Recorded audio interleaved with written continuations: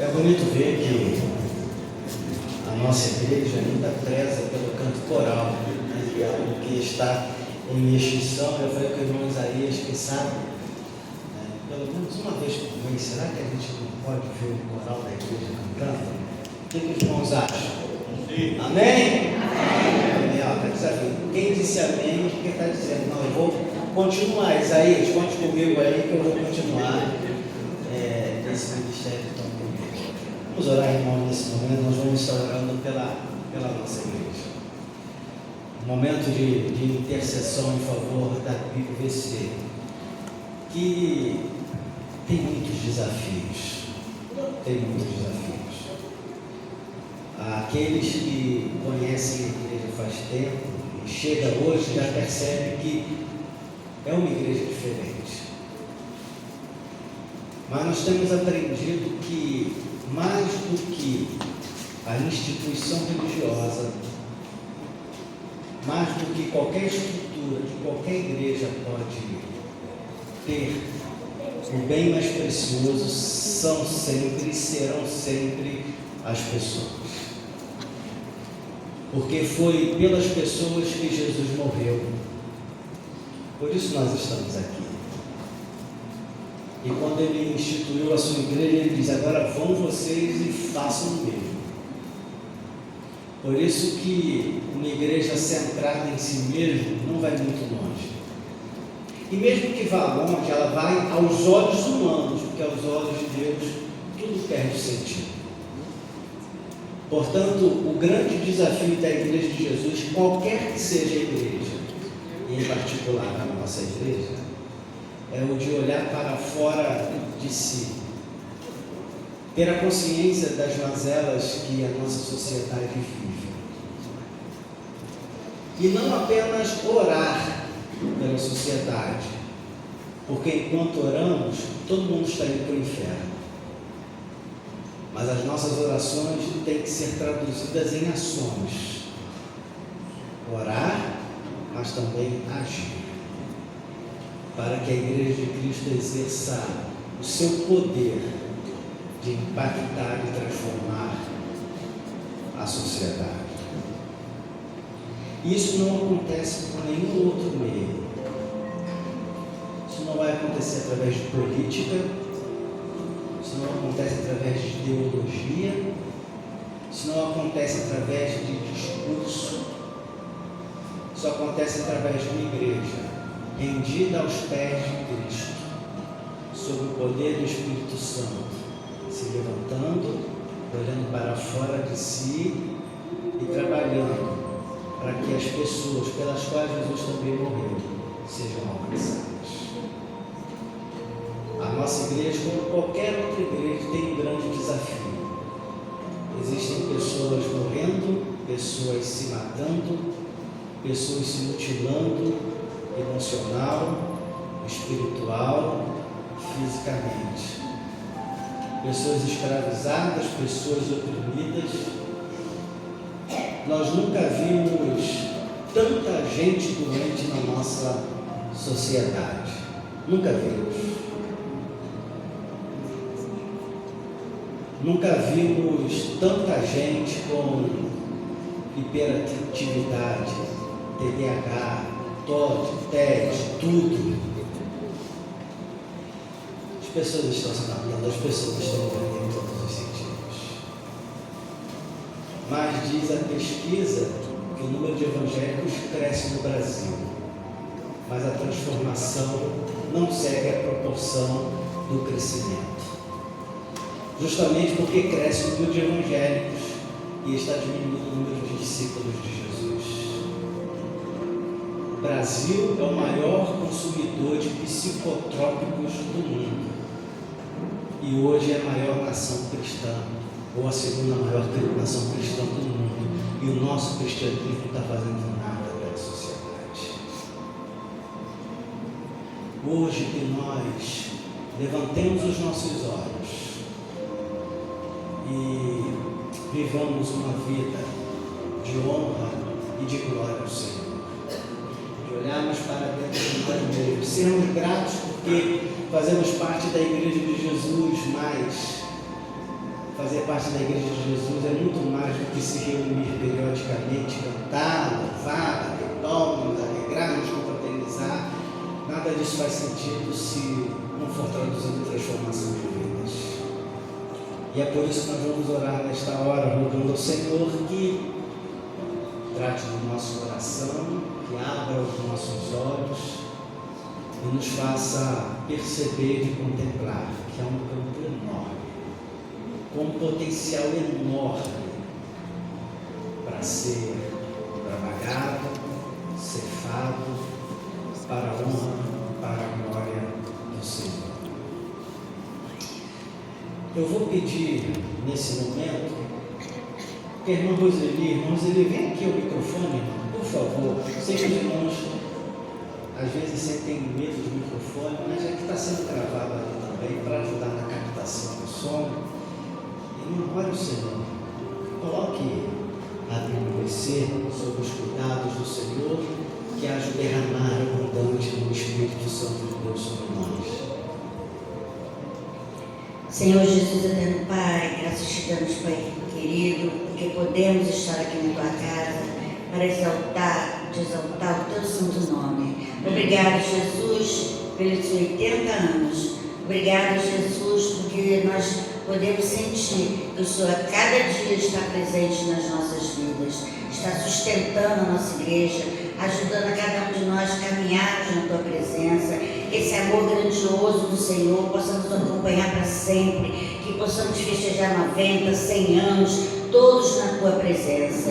Ajuda-nos, Senhor Deus, dando força e coragem, abençoando, Senhor Deus, a nós. Precisamos sair lá fora e falar do teu amor, precisamos estar juntos, Senhor Deus, proclamando o teu nome, porque só o Senhor é merecedor de toda a honra e toda a glória. A festa é tua, Senhor, a igreja é sua. Trabalha no nosso meio, trabalha em cada coração, faça-nos vasos nas tuas mãos, para que possamos levar a tua palavra lá fora, para aqueles que precisam ouvir da tua palavra. Ajuda-nos, Senhor Deus, dando-nos força, coragem, sabedoria dos altos céus, ajudando o nosso pastor a caminhar conosco, que nós possamos estar juntos, num só unidade, num só amor, fazendo a tua vontade, fazendo o teu querer aqui neste local, Senhor Deus. Que as portas da nossa igreja possam estar sempre abertas para receber pessoas que passam ali e nós sabemos precisam ouvir da tua palavra. Usa-nos como vasos nas tuas mãos, Senhor Deus. Quebra-nos, Senhor Deus. Faça de novo um vaso novo, para que possamos, Senhor Deus, a partir deste momento, estar fazendo a tua vontade, o teu querer, não a nossa. Nos usa, Senhor Deus, por favor. Nós estamos pedindo, suplicando, esteja presente neste culto. Esse culto é teu. Nós sabemos que quando entramos aqui, o Senhor já estava aqui nos esperando. Faça a obra aqui na tua casa, Senhor Deus, que a tua luz possa resplandecer aqui diante de cada um de nós, que possamos estar fazendo somente a tua vontade, não a vontade do homem. Abençoa Vicente Carvalho, Senhor Deus, abençoa esse morro, Jesus, que possamos sair em campo fazendo a tua vontade, o teu querer. Usa-nos, Senhor Deus, tremendamente, para que daqui a 1 ano, 2 anos, nós possamos ver frutos colhidos aqui na tua casa, não por nosso querer, mas pela tua vontade. Obrigado, Jesus, por esse domingo maravilhoso. Obrigado porque acordamos e podemos estar aqui te louvando, exaltando o teu santo nome, porque só o Senhor é digno de dar honra e toda a glória.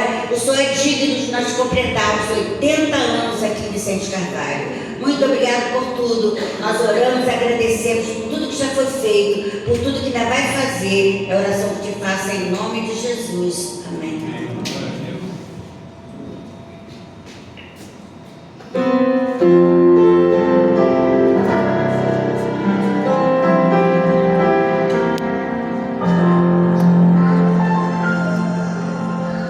Como é bom saber que Deus na glória cuida dos seus filhos com prazer e concede sempre as suas bênçãos.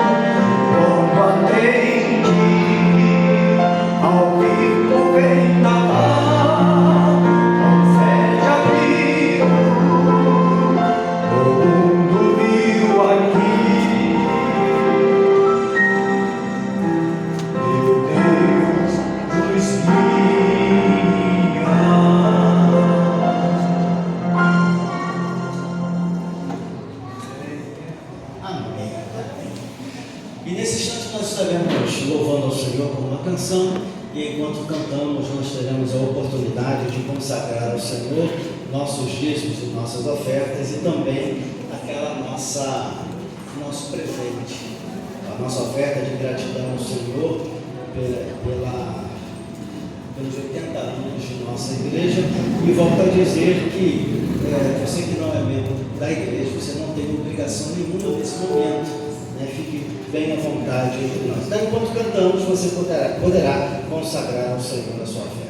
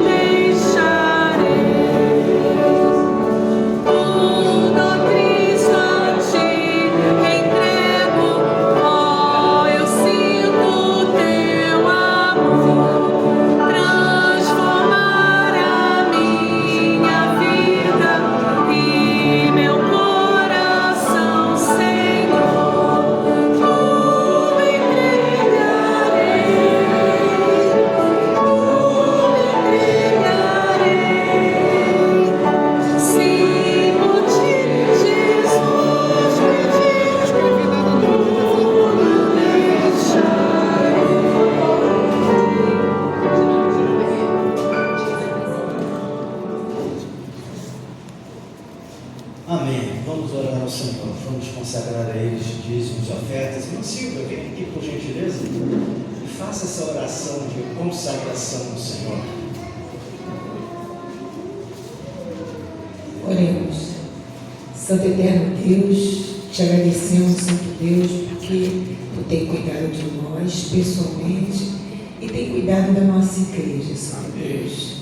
Eu sempre me lembro daquela música Estamos de Pé, não caminhamos para a fé.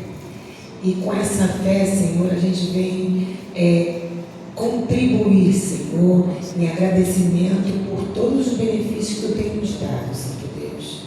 Que o Senhor abençoe essas ofertas, que elas possam se multiplicar, Senhor, e todos os desejos que a Tua igreja tem, Senhor, sejam aprovados por Ti, Senhor, e sejam realizados, Senhor. O nosso desejo, Senhor, é fazer aquilo que Tu queres que nós façamos, e não simplesmente aquilo que desejamos, Senhor Deus. Então, continue abençoando a Tua igreja, abençoe a cada um que está aqui neste momento, te abençoe pelo dia de ontem, Senhor, que foi uma bênção, Senhor. Muito obrigado pela Tua igreja chegar a 80 anos, Senhor, com lutas, com problemas, mas estamos de pé, Senhor, pela Tua vontade. Te agradecemos, em nome de Jesus, amém. Queridos, quero convidá-los a abrirem suas Bíblias em Romanos capítulo 12. Se vocês tivessem a sua Bíblia, o texto bíblico também estará sendo projetado ali. E eu quero trazer uma palavra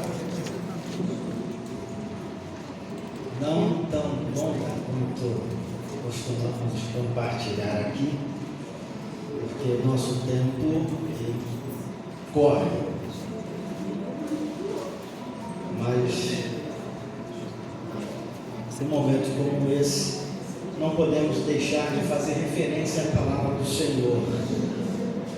Romanos capítulo 12, versos 1 e 2. E nesse tempo, nós temos refletido sobre o tema tempo de semear, tempo de crescer. E a Bíblia Sagrada diz assim: portanto, irmãos, rogo-lhes pelas misericórdias de Deus que se ofereçam em sacrifício vivo, santo e agradável a Deus,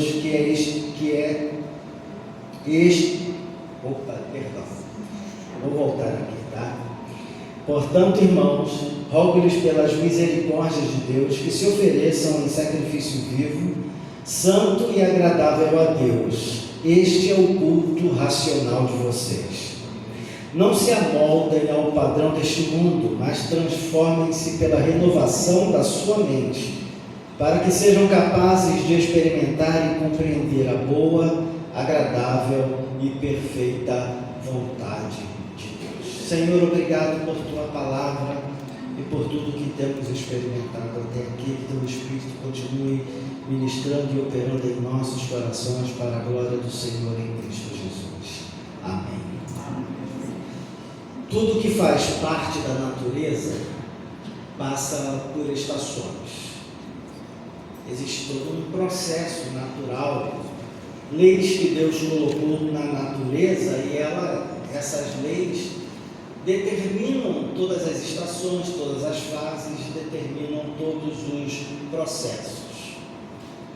Há tempo de você primeiro preparar um terreno, para que depois chegue o tempo de você plantar a semente e perceber que a planta ou a árvore começa o seu processo de crescimento, até que haja galhos, folhas, flores e frutos.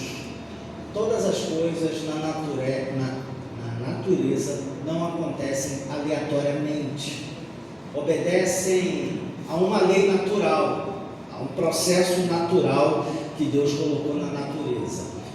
E foi justamente por isso que Jesus disse aos discípulos: olhai e vejam como crescem os lírios do campo. Jesus não chamou a atenção dos discípulos para perceber o crescimento. Jesus não voltou o olhar dos discípulos para o crescimento. É como se ele estivesse dizendo: não se preocupem com o crescimento. Não se preocupe se cresce ou se não cresce. Observe como cresce. Observe o processo que está por trás do crescimento. Jesus ensina aos discípulos que, se observarem o processo natural de crescimento, o crescimento acontece. Uma criança, quando nasce, se os pais não nutrem a criança, se os pais não dão às crianças a possibilidade de um crescimento, não adianta esperar o crescimento, mas mesmo que ele aconteça, o crescimento perceberá que há um crescimento defeituoso, perceberá que há algumas falhas, perceberá que há algumas lacunas que não foram preenchidas durante o processo. Eu já citei aqui na igreja uma experiência que vivemos quando eu pastoreei lá no Paraná, a casa que nós moramos era a casa da igreja. No fundo da igreja no fundo da casa tinha um terreno, era todo gramado, era bonito, e de repente aquela grama começou a ficar rala, começou a morrer, e aí percebeu-se que havia uma praga chamada tiririca, uma praga chamada tiririca, uma espécie, uns chamavam de cipózinho, e aquilo ia penetrando pela plantação, no caso ali, a grama, e ia matando. E quando a gente percebia, já não tinha mais como tratar, porque em algum lugar do terreno havia um nódulo, aquelas batatinhas ali estavam enterradas e dali se espalhavam. Não tinha como saber onde é que aquele negócio estava. E um irmão que era da agricultura falou assim: pastor, o único jeito é vir com uma pá carregadeira, tirar toda essa terra, trazer uma nova terra, tratar essa nova terra para poder plantar novamente. Então não adiantaria me preocupar com a plantação em si. Poderia plantar qualquer coisa ali que morreria. Porque a preocupação não deveria estar no crescimento, mas sim no processo que faz crescer. E é a atenção que Jesus chama dos discípulos: observem como cresce, observem o processo. E é justamente por isso que Paulo também compreendeu, porque ele disse aos Coríntios que um planta, o outro rega mas quem dá o crescimento é Deus. Você planta, você rega, o outro rega. Deus não diz, ô plantinha, cresça. Ele não precisa dar a ordem de crescer, porque se nós obedecemos os processos, as leis naturais, o crescimento é obrigatório. De modo que quando nós olhamos para uma palavra, como o apóstolo Paulo traz aqui, a igreja que estava em Roma, e ele está olhando para o contexto daquela igreja, e a igreja que estava em Roma era a igreja mais estruturada do mundo bíblico, porque foi da igreja que estava ali em Roma que as coisas começaram a se espalhar e tomar uma dimensão muito maior ali no mundo do Novo Testamento. Então nós vemos uma igreja que aos olhos humanos poderia estar crescendo. Poderíamos até aqui asseverar que era uma igreja que tinha uma estrutura extraordinária. Podemos até asseverar que aqui existia uma igreja com uma liderança extremamente capacitada, mas o que nós percebemos também é que nós temos aqui uma igreja que tinha alguns problemas. E eram problemas não decorrentes da estrutura, não decorrentes da falta de pessoal, mas problemas decorrentes daquilo que a igreja era em si, enquanto ente, pessoas que compunham aquela comunidade de fé. Poderia não faltar a esta igreja aqui os investimentos, os recursos, poderia ser até uma igreja ilimitada, mas por tudo aquilo que a igreja tinha, havia ainda assim rachaduras que prejudicavam a vida, o andar e o proceder desta igreja. Nós podemos ter uma árvore muito bem plantada, podemos ter até uma árvore bonita, podemos até ter uma árvore que produza frutos, mas os seus frutos não prestarem. Eu tenho um irmão, mais que um irmão, um amigo, e foi discipulado por mim quando ele havia se convertido, quando nós éramos lá de Rocha Miranda. E uma vez ali no discipulado com ele e com a esposa, a gente estava ali e ali tinha uma mangueira bonita, produzia mangas. A igreja aqui, por exemplo, não sabe que minha fruta predileta é manga, né? Eu queria uma manga. Na época, eu era seminarista na época, ele disse assim, Leandro, se fosse você, não chupar essa manga. Por que não? Porque essa manga tem gosto de querosene. Como assim manga com gosto de querosene? Ele explicou, aquela casa que ele morava era da sogra, e uma época, quando aquela árvore, há muitos anos atrás, ela estava crescendo ainda, a sua sogra jogou querosene na raiz da árvore. E a árvore era bonita, produzia manga, mas a manga tinha gosto de querosene. Não prestava.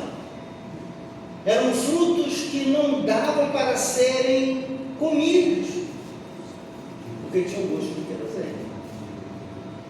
A aparência era de algo bom, mas, por assim dizer, podemos pensar, era algo que não prestava, não cumpria com o seu propósito, apesar da sua estrutura, apesar da sua beleza, apesar da promessa que ela anuncia quando olhamos para ela de que vale a pena,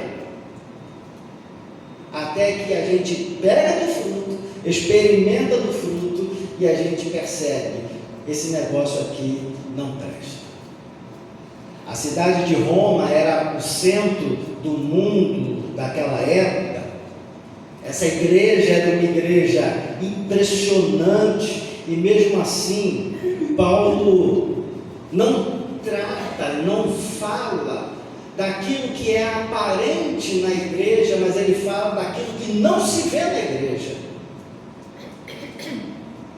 Isso nos remete ao nosso tema: tempo de semear, tempo de crescer, num crescimento que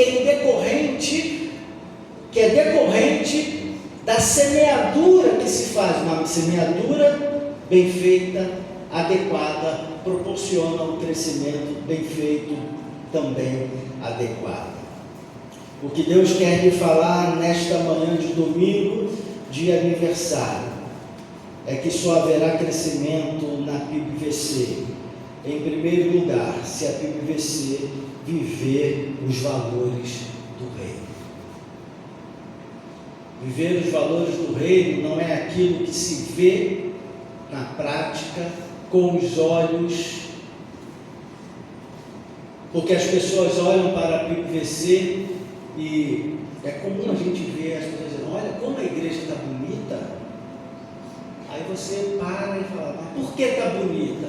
Ah, mas a fachada está diferente. Oh, peraí, mas isso não é igreja. A igreja está bonita, está ficando mais bonita, porque está fazendo isso, está fazendo aquilo. Mas peraí, isso não é igreja.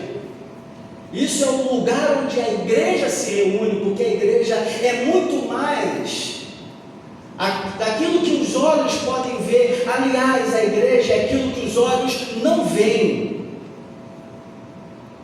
Porque a igreja está por aí, diluída na sociedade, promovendo transformações e influências que não se percebe, mas ela está ali. E nesse viver diário é que Paulo chama a atenção da igreja e diz, em primeiro lugar, vivam os valores do reino. E quando é, pastor, que ele diz vivam os valores do reino, quando ele afirma: não se amoldem ao padrão deste mundo, não se amoldem, não tomem a forma do mundo, não se adequem ao padrão do mundo. Talvez algumas pessoas digam que se amoldar ao padrão do mundo seja viver como o mundo vive, em termos de moralidade, se peca, se não peca, coisas desse tipo, mas também Paulo não está falando disso. Molde é aquilo que as costureiras daqui usam quando vão fazer uma roupa. Essa camiseta que a gente está usando, né? A confecção foi lá, tantas camisetas P, tantas M, tantas G, tantas GGG, seja lá o que for. E se você pegar as camisetas aqui P, todas elas, todas as M, todas as G, todas possuem o mesmo tamanho, o mesmo formato, porque todas seguem o mesmo molde, o mesmo padrão. Molde é aquilo que dá forma, é aquilo que caracteriza, é aquilo que mostra o que é e como é. Molde é aquilo que em algumas situações pode ser visto e determina também os comportamentos. O que Paulo está dizendo aqui é que, considerando o contexto desses versos, porque a igreja do primeiro século era uma igreja que valorizava o poder, valorizava o status, foi uma igreja que queria estar em evidência, era uma igreja que se achou superior culturalmente falando. E com o passar do tempo, essa mesma igreja aqui começou a se corromper, porque foi abraçando modelos que não condiziam com os valores do reino. Mesmo que por vezes o discurso nos faz acreditar que abraçar determinados valores, mas associados àquilo que não é a igreja, a gente acredita que é o papel da igreja. E Paulo não está falando apenas da igreja de Roma, mas ele está falando da igreja na história, porque essa igreja aqui não tomou jeito. não tomou jeito e por isso, com o passar dos anos, dos séculos, ela foi se corrompendo cada vez mais, foi perdendo sua credibilidade, foi perdendo a sua influência, até que chegou o momento dela ser o meio pelo qual muitos se enriqueceram, o meio pelo qual muitos exerceram o seu projeto de poder, o meio pelo qual pessoas se serviam da igreja. É por isso que a igreja passou a usar o medo, porque através do medo, o medo é um recurso extraordinário quando você quer manipular pessoas. Então você diz assim: olha, você vai à praia no domingo? Se Jesus voltar no domingo, você estiver na praia, você vai ficar. Aí a pessoa: o quê? Eu não quero ficar, não, eu vou para a igreja. Mas ela não vai à igreja pelo prazer da igreja, porque ela quer adorar e servir ao Senhor. Ela vai porque ela tem medo de Jesus voltar quando ela estiver na praia. Percebe? Cuidado, você não dá o dízimo não, se não der dinheiro na igreja, vai gastar na farmácia. Eu conheço um monte de gente que é fiel e gasta dinheiro na farmácia. Mas a pessoa pensa assim: não, tem que ser dizimista, porque senão o devorador vai comer tudo. Mas o devorador, na verdade, é a nossa incapacidade de gerir adequadamente as nossas finanças. A gente não precisa do diabo, a gente dá conta de estragar a própria vida e de estragar a própria igreja. E dentre tantos outros motivos pelos quais surgiu a reforma protestante. Quando os reformadores disseram: vamos voltar aos trilhos, parte da igreja não quis, aí houve a cisão. Aí passaram a surgir os reformadores e os não reformadores. Percebe? E eu sempre creio que a igreja evangélica, hoje, no Brasil, precisa de uma nova reforma, porque a igreja está voltando ao vômito. Porque o que se vê hoje é uma igreja com um projeto de poder. Uma igreja que acredita que fazendo associações, ela consegue influenciar e mudar a sociedade. E a desgraça da igreja na história foi justamente quando ela se uniu ao Estado, se uniu aos poderosos, se uniu a quem governava. Porque antes a igreja era perseguida porque pregava o evangelho e vivia os valores do reino. Como Constantino, imperador do terceiro século, descobriu que matar crente é como matar pernilongo. Quanto mais você mata, mais eles aparecem. E ele talvez tenha sido a primeira pessoa a dizer: já que eu não posso contra eles, eu me uno a eles. E aí Constantino fala: agora eu não pago mais para matar os crentes, agora eu vou matar quem mata os crentes. Aí as pessoas começaram a perceber que se associar ao governo era um grande negócio. Roma passou a financiar líderes, sacerdotes. Foi a partir desse pensamento que as grandes catedrais foram construídas. E passou a ter a divisão entre clero e os leigos, os sábios e os ignorantes. Foi a partir daí que a instituição religiosa, como nós conhecemos, começou a tomar forma. E aí vieram os reformadores e disseram: não, peraí, calma aí, está tudo errado. A gente precisa voltar aos valores. A gente precisa abandonar e largar esta forma, esse padrão do mundo, porque a igreja não transforma o mundo se associando a ele. A igreja transforma o mundo vivendo o evangelho e os valores do reino. A igreja influencia o mundo vivendo Jesus viveu. E esse foi o diálogo de Jesus com Pilatos, quando disse: olha, você tem uma autoridade, mas se o Pai quiser, ele tira. Mas eu quero que você saiba que meu reino não é deste mundo, não estou nem aí, para o seu governo, porque o meu reino não é deste mundo.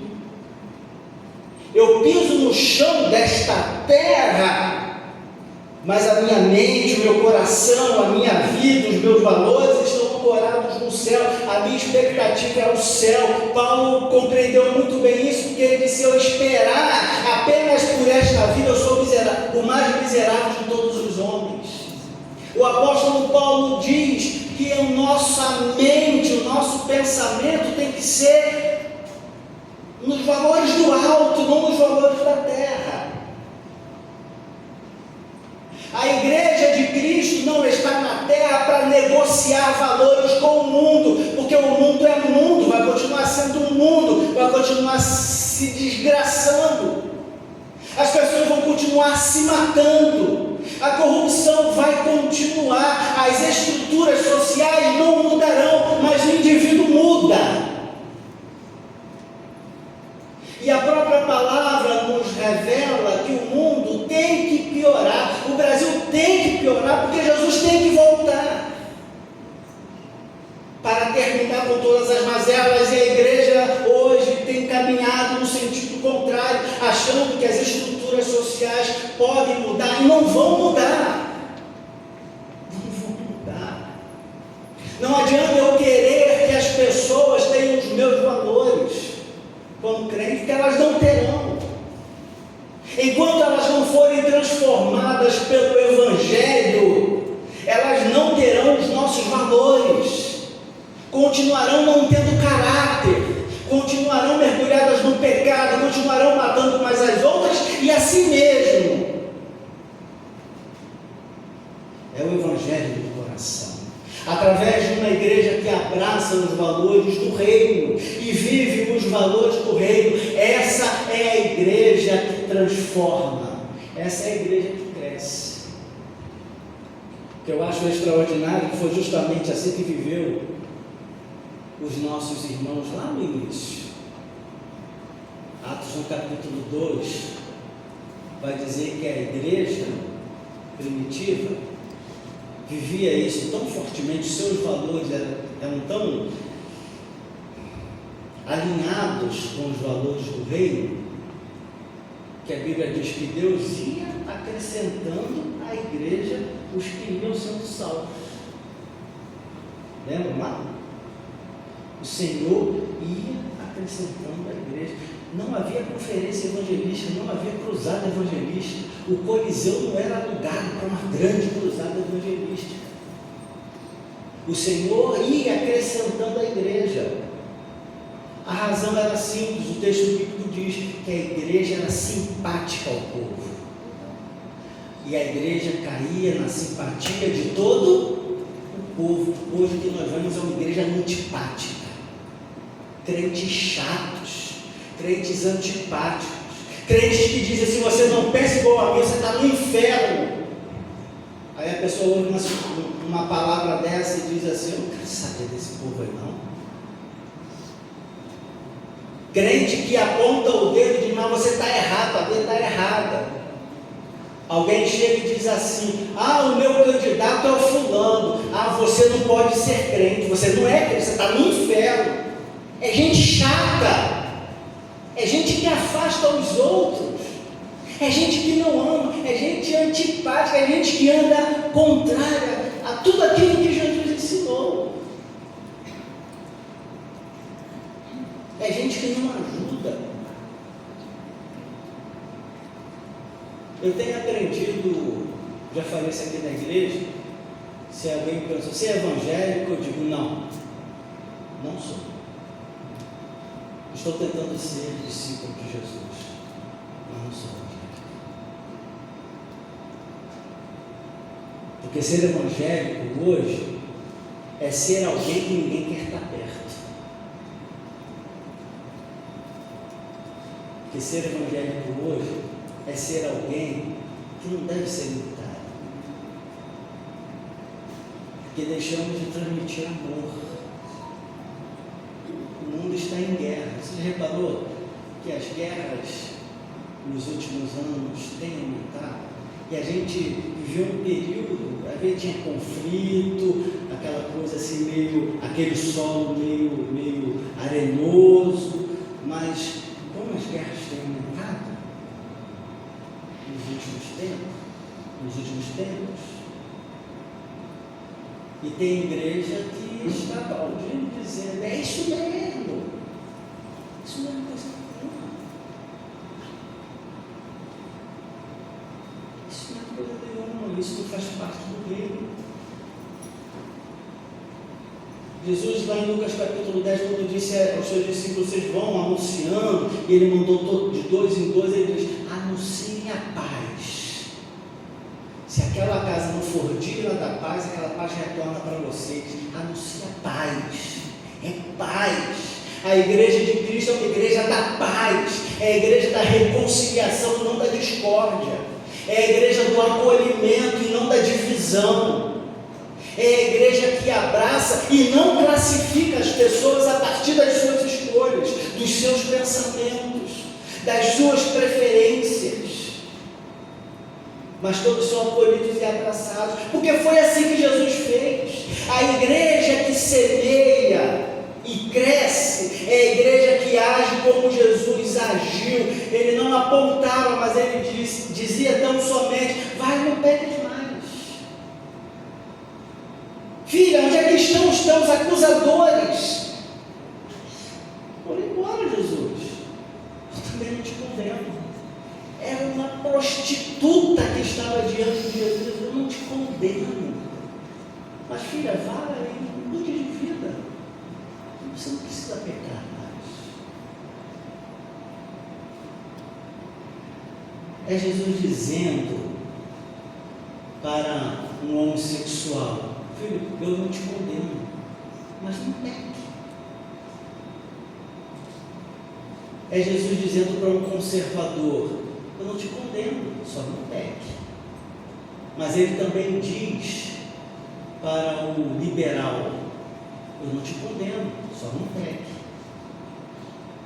Ele também diz para o progressista, eu não te condeno, só não peque. O da direita, o da esquerda, não te condeno, só não peque. Ele diz para o homem, eu não te condeno, só não peque. Ele diz para a mulher, eu não te condeno, só não peque. Ele diz para o jovem, eu não te condeno, mas não peque. Ele diz para o adúltero, eu não te condeno, mas não peque. Ele diz para o mentiroso, eu não te condeno, mas não peque. Ele diz para todos nós, que se porventura está na nossa prática da acusação, da caracterização, dos rótulos e dos títulos, ele também está dizendo, olha, não se amolde ao padrão do mundo, só não peque. Viva abraçado com os valores do reino. E os valores do reino não vieram para transformar os valores da sociedade, mas os valores do reino vieram para transformar corações que são em potencial convertidos. Porque eu não sei se você sabe, tem gente que não vai se converter. Essas pessoas estão nas estruturas da sociedade. Por isso que a sociedade não vai mudar. O Rio de Janeiro não vai mudar. Há menos de 10 anos atrás, nós tínhamos 1.532 comunidades no estado do Rio de Janeiro. Hoje já passamos de 1.900. Menos de 10 anos. Não vai mudar. Não vai mudar. A sociedade continuará se alimentando da sua miséria. E a miséria espiritual vai continuar. Não vai mudar. Mas o vizinho ali na frente da igreja pode. O teu vizinho pode. A tua esposa pode. Teu marido pode. Teu filho pode. Tua filha pode. Teu neto pode. Teu amigo pode. Aquela pessoa com quem você se relaciona, ela pode mudar. E ela vai mudar. Se começarem a perceber que há uma vida, há uma prática oriunda de algo que não se vê, renovação de uma mente que abraça, que acolhe os valores do reino. Aquilo que aconteceu em Atos dos Apóstolos, a igreja caindo na simpatia de todo o povo, e Deus ia mandando as pessoas para a igreja. Isso me ensina algumas coisas. Primeiro, Deus envia pessoas quando a igreja tem a capacidade de cuidar delas. Quando a igreja não tem capacidade de cuidar de gente, é melhor Deus não enviar mesmo, porque senão essas pessoas vão ser estragadas. E segundo, é o cumprimento do que está em Isaías capítulo 1, quando Jesus disse que haveria um dia onde as pessoas olhariam para o seu povo e diriam: eu quero viver como essa gente, eu vou até lá para aprender a viver como este povo. Foi o que aconteceu em Atos capítulo 2. Que o Espírito Santo de Deus conduza os nossos pensamentos de maneira a termos a consciência de que nós estamos em tempo de semear. Nós estamos em tempo de semear, primeiro olhando para nós mesmos, avaliando o que estamos fazendo com a nossa vida. Se nós estivermos lançando sementes em terrenos que não estão próprios, não estão preparados para a semeadura, nós não colheremos os frutos para a glória de Deus. A se plantarmos sementes a partir de mentes renovadas, vidas que abraçam os valores do reino, nós podemos esperar aquilo que o próprio Jesus já havia dito também em outra ocasião: a colheita será 60, 100, será abundante. Os frutos serão recolhidos de maneira abundante, sacudida, recalcada. Sabe o que significa isso? Imagine você com um recipiente, você vai botar alguma coisa lá, aí você sacode, aí aqui o conteúdo vai se acomodando, aí sobra espaço, não sobra? Aí você põe mais alguma coisa, você dá uma batidinha assim, sacode, aí sobra mais um pouquinho de espaço, você coloca mais. O que Jesus está dizendo? Você vai colocando, vai sacudindo, vai arrumando a coisa ali, o espaço vai aparecendo. Depois, quando aparentemente não tem lugar para botar mais, ele diz assim, ele vai fazer assim, vai apertar, vai socar tudo para baixo, porque vai ter mais espaço, até que transborde. É o que ele está falando da sua igreja. Da sua igreja. Que o Espírito Santo de Deus esteja, portanto, nos convencendo. Porque tudo começa, inclusive, pela consciência daquilo que Jesus foi e significa para nós. Esse mesmo Jesus que nos faz reunir neste lugar para celebrar. Esse mesmo Jesus que é a causa de estarmos aqui, porque nós fomos alcançados, não pela igreja, instituição, nós fomos alcançados pela graça de Jesus, que foi morto na cruz do Calvário. A igreja surgiu porque nós olhamos para a cruz. A cruz nos atraiu. Nós caminhamos em direção a ela e nos prostramos em arrependimento e confissão diante da cruz de Cristo. Quando abrimos os olhos e olhamos para o lado, percebemos que outras pessoas tiveram o mesmo sentimento que nós, a mesma experiência que nós. Ali se formou a igreja, por causa da cruz de Cristo. Portanto, não poderíamos celebrar Jesus por todos esses motivos que aqui, por todo esse motivo que nos faz vir a este lugar, sem que a gente relembre o seu grande sacrifício por nós. O seu sacrifício nos resgatou e formou a sua igreja, que agora deve viver os valores do reino, para que outros mais sejam resgatados, não por causa de nós, mas porque elas veem Cristo em nós. Por isso que Jesus disse: comam do pão, bebam do cálice, façam tudo isso em memória de mim. Em memória de mim, porque isso aqui não é santo, não é santa ceia, Nós não cremos numa santa ceia, porque não confere bênção. Ninguém vai ser salvo comendo pão, porque é só pão. Esse pão aqui poderia ter sido comido pelos irmãos que prepararam, os diabos, poderia ter sido comido no café da manhã deles. É só pão. Isso aqui é só, o cara, isso é só suco de uva. Isso aqui não é corpo de Jesus, nem sangue, é pão mesmo, feito de trigo. Isso aqui é suco de uva, feito a uva mesmo, é suco. Não é o sangue de Jesus, é suco. Apenas são elementos que nos lembram, elementos simbólicos de que um corpo foi cravado na cruz e um sangue foi derramado para a remissão dos nossos pecados. E todos os que foram remidos pelo sangue de Jesus e que receberam Jesus como seu Salvador podem participar desse momento, tendo a consciência de que participam porque alguém morreu por eles. Jesus morreu por eles. Portanto, eu quero convidar você que já teve a experiência com a graça, com o amor, com a salvação de Jesus, que se una a nós nesse momento, em celebração a Ele, lembrando, recordando o seu grande sacrifício por nós. Eu quero chamar aqui os nossos diáconos e vou chamar também aqui alguns irmãos para que nos ajudem nesse momento. Vou convidar o casal Jorge e Ana para que também estejam conosco aqui à mesa.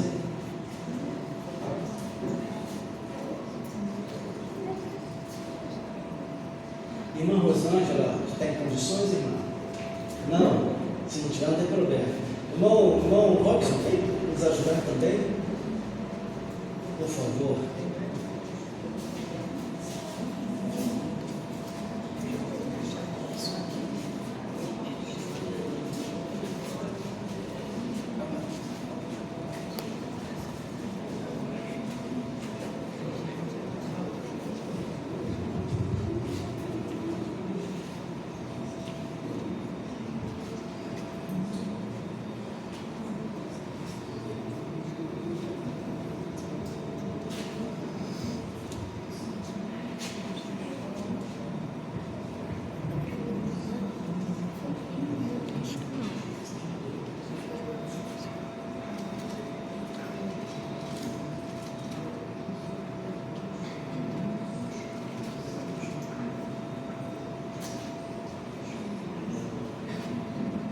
Teremos nesse instante uma música especial, enquanto a música é cantada, os elementos estarão sendo distribuídos.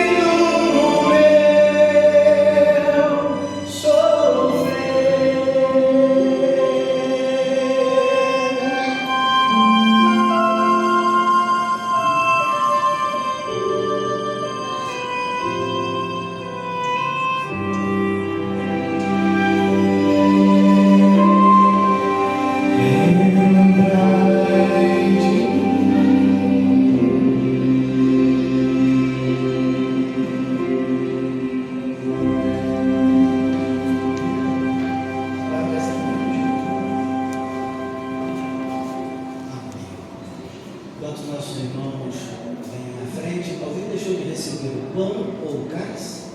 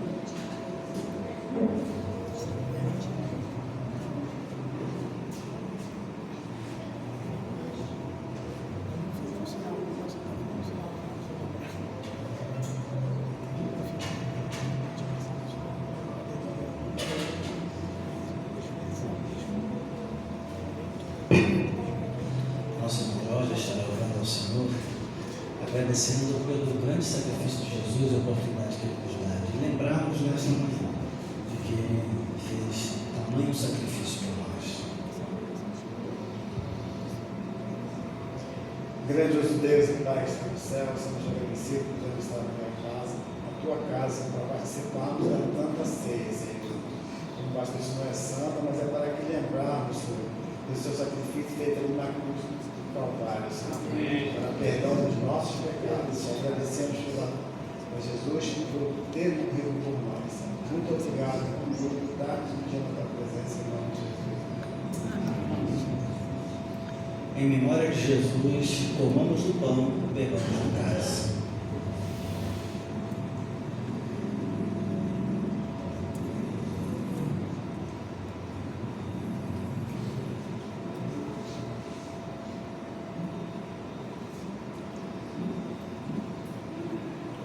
Nós não temos aquele banco, né? Onde tem o porta-cálice.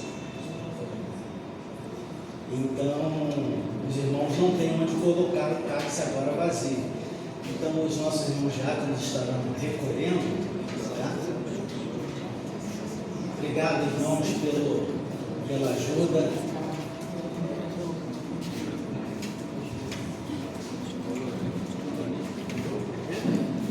Enquanto os irmãos estão recolhendo os cálices, estamos caminhando para o final do nosso culto. Eu quero só dizer duas coisas. Primeiro, que logo mais às 18 horas estaremos aqui. Receberemos o trio Missão e o pastor Paulo Moura, da PIB de Madureira, que estará trazendo uma mensagem. Ontem foi um culto muito abençoado. E queremos que logo mais à noite também o será, e todos vocês estão convidados a estarem conosco. O outro recado que eu quero dar é que, terminando aqui o culto, nós teremos um momento de foto, né? Então eu vou pedir depois para que os membros da igreja venham aqui à frente. Nós vamos registrar a foto com os membros da igreja. E depois todos os demais virão aqui para a gente deixar isso registrado. Podemos fazer isso? Então primeiro vem os membros, a gente registra, depois os demais vêm e vamos todos estar juntos numa mesma imagem. Amém? Vamos ficar de pé nesse momento, vamos orar ao Senhor. E a gente sempre encerra o culto com uma canção festiva, alegre, e o grupo de louvor vai nos conduzir nesse momento após a oração. Acabou o cântico, então a gente vem para as fotos, tá? Eu quero agradecer mais uma vez a presença de todos vocês, meu irmão, minha irmã, você que é membro, você que já foi membro, você que estará se tornando membro brevemente no meio de batismo, você que nos visita, muito obrigado, tá? Foi uma alegria tê-los aqui conosco. Fica o convite para que estejam conosco mais uma vez em outras oportunidades. Vamos fechar nosso nossos olhos falar, meu Pai. Obrigado, Senhor, por esse tempo de adoração, de louvor e de exaltação do Teu nome. Obrigado, ó Deus, porque o Senhor é o motivo de estarmos aqui e nós nos sentimos felizes por isso. Quero pedir, ó Pai, que o Seu Espírito seja derramado sobre a Sua igreja. Que a Sua igreja seja a imagem e semelhança de Jesus, no pensamento, na fala, no seu agir, no seu proceder, no seu caráter.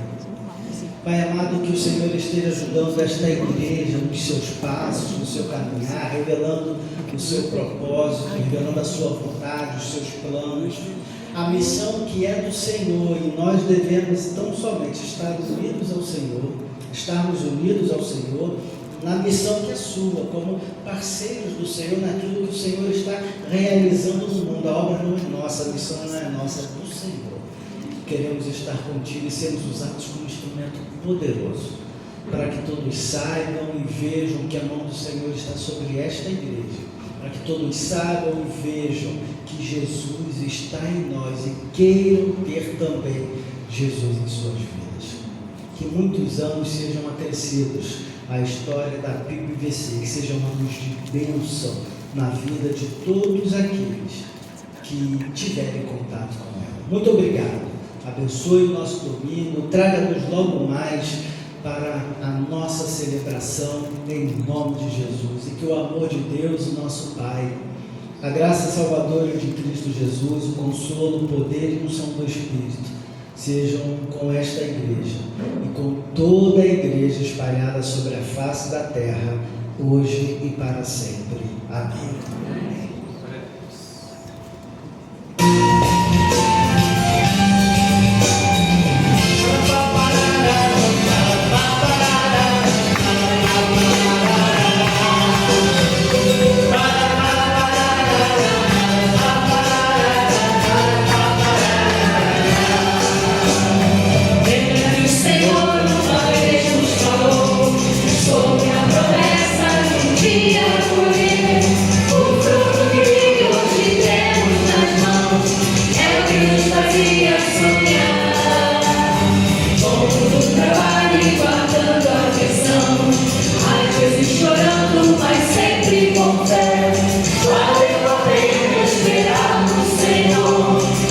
Uma vez foi fiel.